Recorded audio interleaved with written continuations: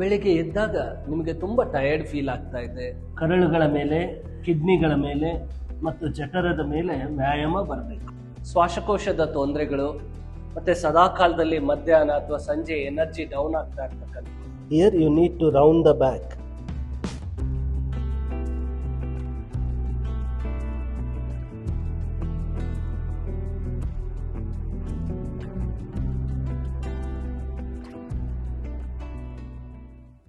ನಮಸ್ಕಾರ, ರಾಘವೇಂದ್ರ ಯೋಗ ಚಾನಲ್ಗೆ ಆತ್ಮೀಯ ಸ್ವಾಗತ. ಬೆಳಿಗ್ಗೆ ಎದ್ದಾಗ ನಿಮಗೆ ತುಂಬ ಟಯರ್ಡ್ ಫೀಲ್ ಆಗ್ತಾ ಇದೆ, ದಣಿವಾಗ್ತಾ ಇದೆ ಎಂದಲ್ಲಿ ಈ ಅಭ್ಯಾಸ ನಿಮಗಾಗಿ.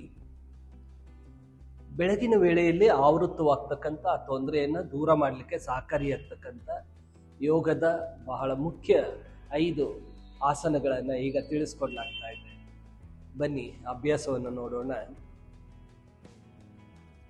ಮೊದಲನೇದಾಗಿ ದ್ವಿಹಸ್ತ ಬ್ರಹ್ಮ ಮುದ್ರಾಸನ. ಕೈ ಬೆರಳುಗಳನ್ನು ಮಚ್ಚಿ ಮುಷ್ಟಿಯನ್ನು ಮಾಡಬೇಕು. ಈ ರೀತಿಯಲ್ಲಿ ಕೈಗಳನ್ನು ಹೊಟ್ಟೆಯ ಭಾಗಕ್ಕೆ ಅಳವಡಿಸಿ ಕಿಬ್ಬೊಟ್ಟೆಯ ಭಾಗಕ್ಕೆ ಬರಲಿ. ಉಸಿರನ್ನು ಹೊರಗಡೆ ಬಿಡುತ್ತಾ ನಿಧಾನವಾಗಿ ಮುಂದೆ ಬಾಗಬೇಕು. ಇಲ್ಲಿ ದೀರ್ಘವಾಗಿ ಉಸಿರಾಡಬೇಕು. 60 ಸೆಕೆಂಡ್ಗಳು. ಪ್ರತಿ ಉಸಿರಾಟದಲ್ಲೂ ಕರಳುಗಳ ಮೇಲೆ, ಕಿಡ್ನಿಗಳ ಮೇಲೆ ಮತ್ತು ಜಠರದ ಮೇಲೆ ವ್ಯಾಯಾಮ ಬರಬೇಕು. ನಂತರ ಉಸಿರನ್ನು ತೆಗೆದುಕೊಳ್ಳುತ್ತಾ ನಿಧಾನವಾಗಿ ವಜ್ರಾಸನದ ಸ್ಥಿತಿಗೆ ಬಂದು ವಿಶ್ರಾಂತಿಯನ್ನು ಕೊಡಬೇಕು. ಈ ಅಭ್ಯಾಸದಿಂದ ದೇಹ ಡಿಟಾಕ್ಸಿಫೈ ಆಗುತ್ತೆ. ಅಂದಲ್ಲಿ ದೇಹದ ತ್ಯಾಜ್ಯ ವಸ್ತುಗಳು ಕ್ರಮಬದ್ಧವಾಗಿ ಹೊರಗಡೆ ಬರ್ತವೆ. ಈ ರೀತಿ ಹೊರಗಡೆ ಬರೋದ್ರಿಂದ ಅಂದ್ರೆ ಮಲ, ಮೂತ್ರ, ಶ್ವೇದ ಈ ತ್ಯಾಜ್ಯ ವಸ್ತುಗಳು ಹೊರ ಬಂದಾಗ ನಮ್ಮ ರೋಗ ನಿರೋಧಕ ಸಾಮರ್ಥ್ಯ ಹೆಚ್ಚಾಗುತ್ತೆ. ಹಾಗಾಗಿ ವಿಶೇಷವಾದಂಥ ಪ್ರಯೋಜನಕಾರಿ. ಶಶಾಸನ. ಮೊದಲು ವಜ್ರಾಸನದಲ್ಲಿ ಕುಳಿತುಕೊಳ್ಳಿ. ಕೈಗಳನ್ನು ಕೆಳಭಾಗಕ್ಕೆ ತರಬೇಕು. ಹಸ್ತಗಳನ್ನು ಮಂಡಿಗಳ ಮುಂದೆ ಅಳವಡಿಸಿರ್ಬೇಕು. ಮಂಡಿಗಳಿಗೆ ಕೈ ಟಚ್ ಆಗಿರಬೇಕು. ಉಸಿರನ್ನು ತೆಗೆದುಕೊಳ್ಳುತ್ತಾ ಹೊಟ್ಟೆಯನ್ನು ಪೂರ್ತಿಯಾಗಿ ಹಿಗ್ಗಿಸಿ ಉಸಿರನ್ನು ಹೊರಬಿಡುವಾಗ ಹೊಟ್ಟೆಯನ್ನು ಪೂರ್ತಿಯಾಗಿ ಒಳಭಾಗಕ್ಕೆ ತೆಗೆದುಕೊಳ್ಬೇಕು. ಈ ಅಭ್ಯಾಸವನ್ನು 2 ನಿಮಿಷಗಳ ಕಾಲ ಮುಂದುವರಿಸಬೇಕು. ಹೊಟ್ಟೆ ಪೂರ್ತಿಯಾಗಿ ಬೆನ್ನಿಗೆ ಟಚ್ ಆಗಬೇಕು. ಅಷ್ಟು ಎಳೆದುಕೊಳ್ಳಲಿಕ್ಕೆ ಪ್ರಯತ್ನಿಸಬೇಕು. 2 ನಿಮಿಷಗಳ ಕಾಲ ಅಭ್ಯಾಸ ಆದ ನಂತರ ಉಸಿರನ್ನು ತೆಗೆದುಕೊಳ್ಳುತ್ತಾ ವಜ್ರಾಸನಕ್ಕೆ ಬಂದು ವಿಶ್ರಾಂತಿಯನ್ನು ಕೊಡಬೇಕು. ಮುಂದಿನ ಅಭ್ಯಾಸ ಟೈಗರ್ ಬ್ರೀತಿಂಗ್. ನಮ್ಮ ಶ್ವಾಸಕೋಶದ ಸಾಮರ್ಥ್ಯವನ್ನು ಹೆಚ್ಚಿಸುವಲ್ಲಿ ಸಹಕಾರಿಯಾಗ್ತಕ್ಕಂಥ ವಿಶೇಷವಾದಂಥ ಭಾಗ. ನಮ್ಮ ಆಮ್ಲಜನಕದ ಒಳ ಹೋಗುವಿಕೆಯ ಪ್ರಮಾಣ ಎಷ್ಟು ಹೆಚ್ಚಾಗಿರುತ್ತೆ, ಅಂದರೆ ಎಷ್ಟು ಕ್ರಮಬದ್ಧವಾಗಿರುತ್ತೆ, ಅಷ್ಟು ವಿಶೇಷವಾದಂಥ ಒಂದು ರೋಗ ನಿರೋಧಕ ಸಾಮರ್ಥ್ಯ ಇರುತ್ತೆ. ಇಮ್ಯುನಿಟಿ ಪವರನ್ನು ಪಡಿಬಹುದು. ಉಸಿರಾಟದ ಹಂತಗಳನ್ನೇ ಸರಿಪಡಿಸ್ತಕ್ಕಂಥ, ಆಯುಷ್ಯನ ಹೆಚ್ಚಳದಲ್ಲಿ ಸಹಕಾರಿಯಾಗ್ತಕ್ಕಂಥ ಮತ್ತು ನಮ್ಮ ಎನರ್ಜಿಯನ್ನು ಕಾಪಾಡುವಲ್ಲಿ ಸಹಕಾರಿಯಾಗ್ತಕ್ಕಂಥ ವಿಶೇಷವಾದಂಥ ಭಾಗ ಈ ಟೈಗರ್ ಬ್ರೀತಿಂಗ್. ಅಭ್ಯಾಸ ಮಾಡ್ತಕ್ಕಂಥ ಕ್ರಮ: ವಜ್ರಾಸನಕ್ಕೆ ಬಂದು ಮಂಡಿಗಳ ಮಧ್ಯೆ 1.5 ಅಡಿ ಅಂತರವನ್ನು ತರಬೇಕು. ಕಾಲುಗಳ ಮಧ್ಯೆಯೂ ಸಹ, ಕೈಗಳು ಮತ್ತು ಮಂಡಿಗಳ ಮಧ್ಯೆಯೂ ಸಹ 1.5 ಅಡಿ ಅಂತರವನ್ನು ತರಬೇಕಂದ್ರೆ 1 ಆರ್ಮ್ಸ್ ಡಿಸ್ಟೆನ್ಸ್ ಬರಬೇಕು.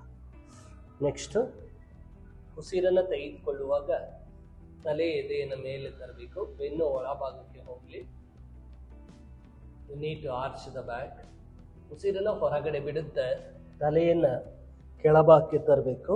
ಗದ್ದ ಭುಜದ ಮೊಳಗೆ ಸೇರಲಿ. ಬೆನ್ನು ಪೂರ್ತಿಯಾಗಿ ಮೇಲೆ ಹೋಗಬೇಕು. You need to round the back. ಈ ರೀತಿಯಲ್ಲಿ ಬೆನ್ನು ಮೇಲೆ ಹೋಗಬೇಕು. ಉಸಿರನ್ನು ತೆಗೆದುಕೊಳ್ಳುವಾಗ ತಲೆ ಎದೆ ಮೇಲೆ ಬರಬೇಕು.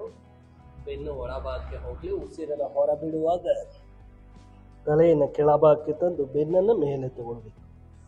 ಇದು 1 ಸಲ ಆಗಿದೆ. ಹಾಗೆ 2 ನಿಮಿಷಗಳ ಕಾಲ ಅಭ್ಯಾಸ ಮಾಡಬೇಕು.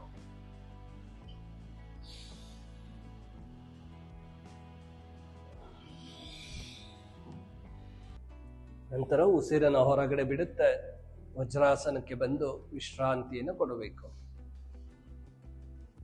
ಮುಂದಿನ ಅಭ್ಯಾಸ ಭುಜಂಗಾಸನ ಪಾರ್ಟ್ 1. ಮೊದಲು ಹೊಟ್ಟೆಯ ಮೇಲೆ ಮಲಗಬೇಕು.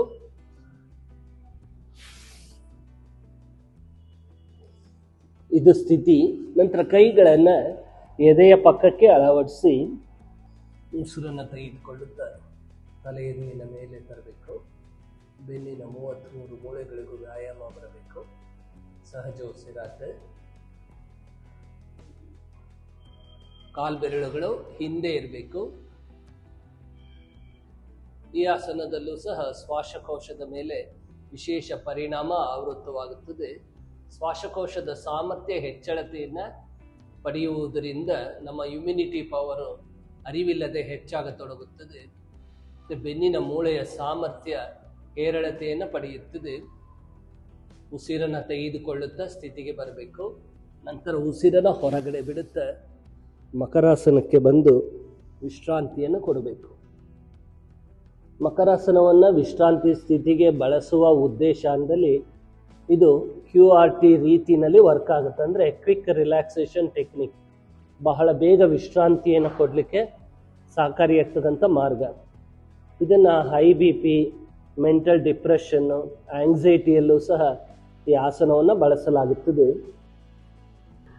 ಮುಂದಿನ ಆಸನ ಭುಜಂಗಾಸನ. 3ನೆಯ ಪ್ರಕಾರ ಕೈಗಳನ್ನು ಮುಂದೆ ಚಾಚಿ ಸ್ಥಿತಿಗೆ ಬನ್ನಿ.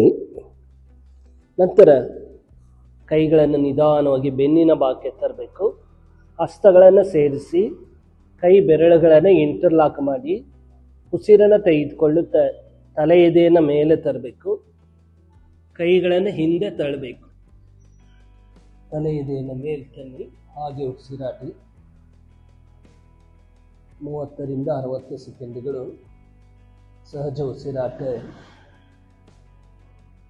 30 ರಿಂದ 60 ಸೆಕೆಂಡುಗಳು.